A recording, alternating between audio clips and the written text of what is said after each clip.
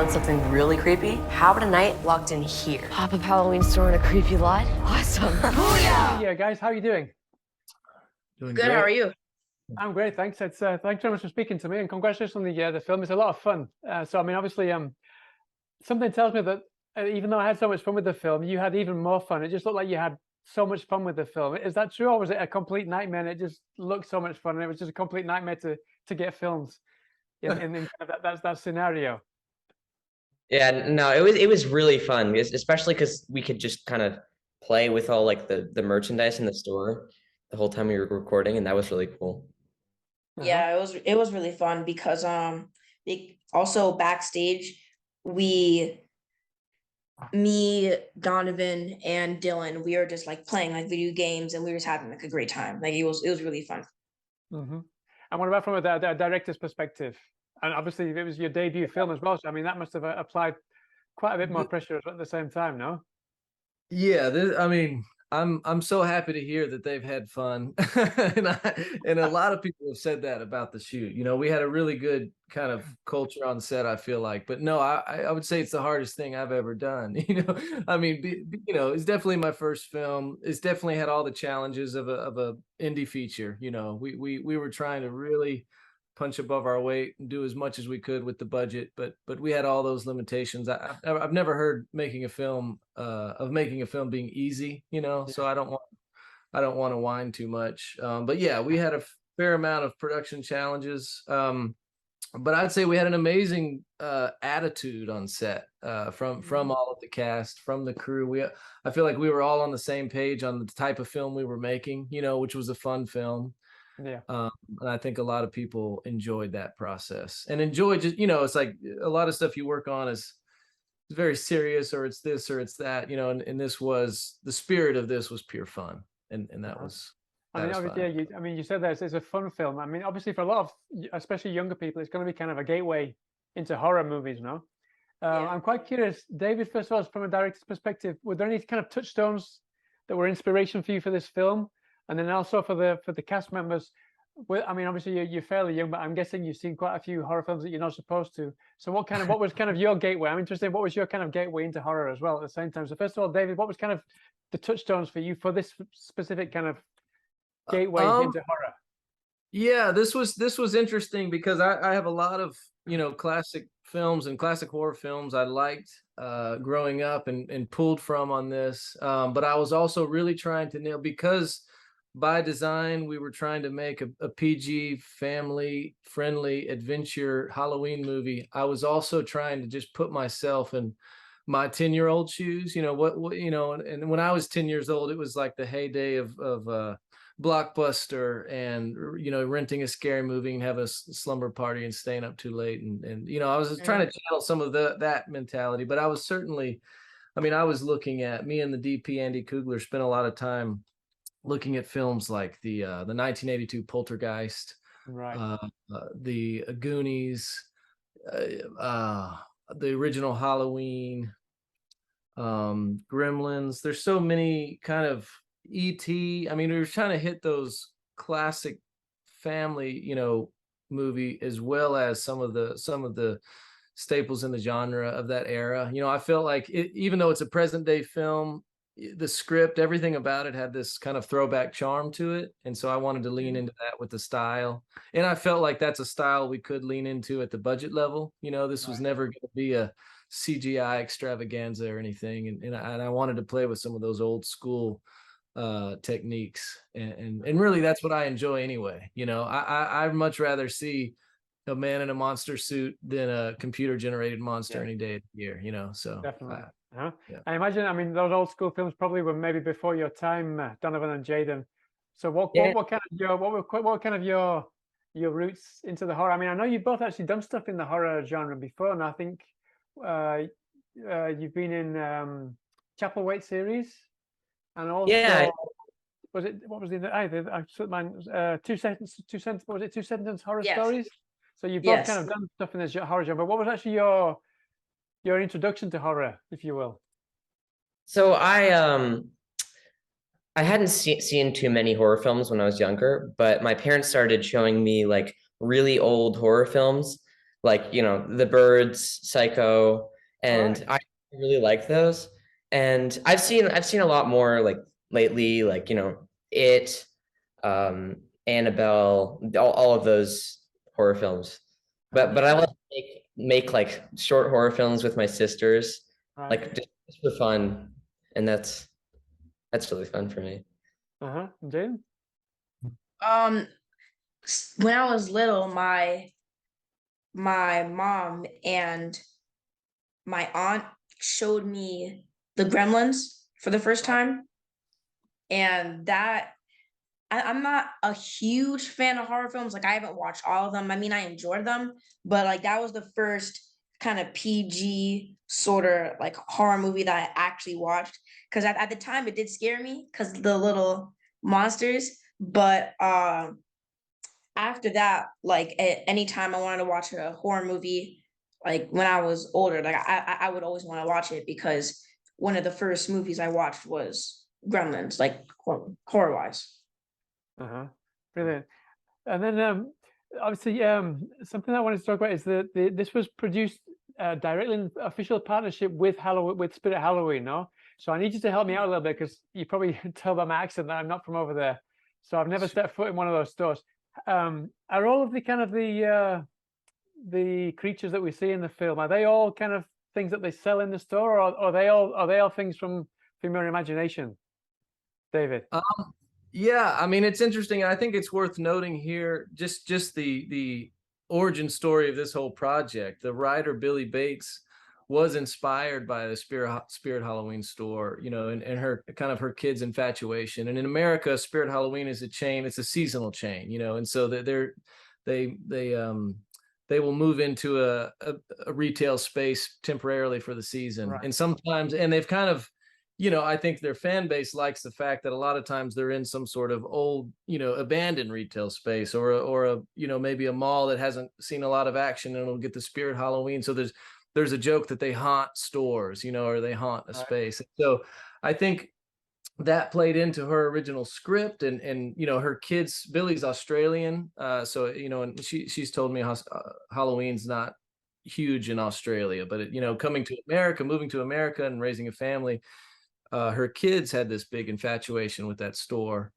But she wrote the script in a way that it could have been any sort of Halloween store originally, and even as the project got greenlit, we were kind of backing into conversations with Spirit Halloween, and we didn't know, if that was going to happen or not. And they did, luckily, came on board with us, and we were able to collaborate with them through the film, which made a big difference. And I think their kind of existing fan base, it's been really fun to see them react to this. But as far as the monsters in the store, almost all of them are Spirit Halloween characters. We invented one. The giant teddy bear is a script creation, and it's one of my favorites, to be honest. I think it's really, really fun. But yeah, most of the things you see in the store are product that they have. They really helped us put together a store. It was a real Spirit Halloween store, but they helped stock it at the last minute and kind of helped us with a lot of that. But I also say that their collaboration was not heavy-handed by any means. I never felt like they were saying, hey, make sure you see this, or make sure this happens, or they were very excited about the project, and it felt natural, and it felt like we could have shot the same movie in a generic store of a script creation, and this kind of elevated it because it's just, at least in America, the kids have the added benefit of going to the store and seeing some of these creatures that they saw in the movie. And obviously, talking about these creatures, Donovan and Jaiden, what was it like working with these creatures? I'm guessing most of them were that you had like a physical actor inside most of them. No, I'm guessing. What was it like working with those, and which was the most fun, and which was the most kind of scariest to work with of those? The Nightcrawler was really cool because they had a contortionist in it. Yeah. Because it does like the backbend thing. And that was like, it was really scary because there's like jump scares and stuff with it. And it was definitely like really, really cool. Just to be in the process of actually having the actor in the costume and like doing everything. Yeah, I would say the scariest one would either be Nightcrawler or Buzzsaw. Right. Because I remember we were shooting one of the scenes and I was talking to Donovan and Dylan, and I started backing up, and his hand was like right there, like with the chainsaw. Yeah. And I jumped. I was terrified. I was terrified. But I think my favorite one would be the Teddykins, right? Right. Yeah. That was my favorite one because it was soft, and like when it like captured me, it was nice and cuddly. Yeah. I mean, sorry. Or go. I'll just. I mean, just to add to that, the wardrobe and special effects department had to work pretty hard to turn some of these animatronics into costumes, but we felt like that was definitely the right idea because you know, the kids can really be chased by something. They're not faking it. Light hits them. You know, it was much better for our movie to shoot them practically. And our contortionist Lisbeth playing Nightcrawler, that was a special task, just because I mean we were in a real cave. She had to walk upside down and backwards down steps. You know, it was, my hat's off to her. It was very dark and muddy down there. So, I mean, linked to that, David, please tell me that you managed to get some of. I mean, the film is full of jump scares, but please tell me some of those were real jump scares that the kids didn't expect were coming.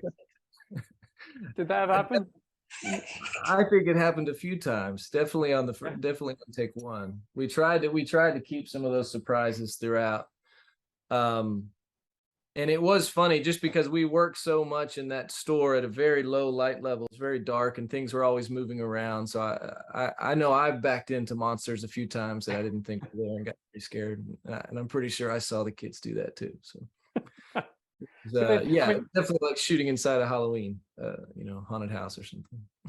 Obviously, I mean, you mentioned there a lot of films that are kind of like a nostalgia trip for you and for myself as well. And obviously, you've got two great actors there, Christopher Lloyd and Rachel Leigh Cook, which are fantastic. I mean, I don't know if the cast were kind of all that familiar. Maybe quite familiar with some of the films they've done before. But I mean, especially for David, that must have been fantastic to be able to get those two on board. Were they the actors that you initially wanted to get to play these two characters, or was it just kind of happenstance and luckily it all fell into place? I feel very, very lucky that it worked out. I mean, no, they were both my personal top choices. You know, I mean, those kind of above the line cast choices were there was a lot of decisions being made kind of above my pay grade as well, trying to find, you know, circle in on some nice talent to headline. And Christopher Lloyd, the minute his name was even on the table, that he was my hope, you know, because he's been an idol of mine since my whole life. I mean, I was born in the 80s. So I've seen him in movies my entire life. And to meet him was surreal, and to work with him, you know, was very surreal. And he was a gentleman and really took the project seriously. We had a lot of conversations leading up to it, and they all were just about the script and the character. You know, it didn't feel like he was coming in to play a small part. You know, he seemed as interested as anything. And Rachel Leigh Cook, I think I went to one of my first dates when I was probably Donovan and Jaiden's age, was to her movie She's All That, you know. So she's someone who's always been in kind of you know, I don't know, it's just that's a weird bit of information, but it was really nice to meet her, and she was great. She was very excited to be working on a movie that she has kids, I think about the same age as my kids, about 7 and 9, you know, and she was excited just to work on a project that they would like so much. And so there's just a lot of good energy. You know, I think everyone enjoyed the subject matter. No, definitely. You could feel the energy, coming off the screen, definitely, I mean, so we're out of time, so I'm going to let you go with this. Please tell me that you're going to celebrate Halloween and it's not something that you think is just for small kids, like they say in the movie. What are you guys up to for Halloween this year? I mean, I don't know exactly what I'm gonna be, but I do have some plans in mind. I might go to a Fright Fest or maybe a Halloween party, but I definitely don't think it's for kids. Like I'm gonna celebrate it for a while. You better. Yeah, same for me. I feel like Halloween should be like celebrated by everyone, because I went to France for like 6 months, and no one celebrated Halloween there. I mean, it was there, like definitely people talked about it, but it wasn't a thing that people did. But yeah, I don't know what I'm going to be for Halloween. I might, I kind of have an idea that I'm going to be like someone else because I have like a friend group and we're all going to be each other. Like a weird idea. All right. Yeah, I might go trick or treating in like my apartment building.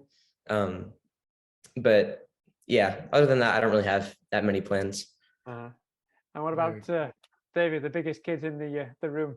Yeah, I'll be taking my kids trick-or-treating, and I'll be trick-or-treating as well. I usually go as Slacker Batman, where I have a Batman mask and just a hoodie or whatever.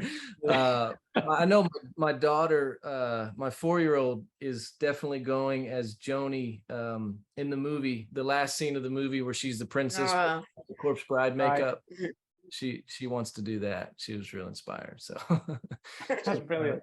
Kind of a dark princess. Yeah. Sorry. She's kind of a dark princess herself. That fit her just right. Takes after that. Brilliant. Listen, guys, thank you so much for your time. Wish you the best of luck with the film when it comes out. I know it's already out in the theaters. It's going down really well, I imagine. Thank you. And have a great Halloween, and I hope to speak to you again sometime soon. All right. Nice to meet you. Thank you. All right. Nice to see you. All right. Take care. All the very best. Cheers then.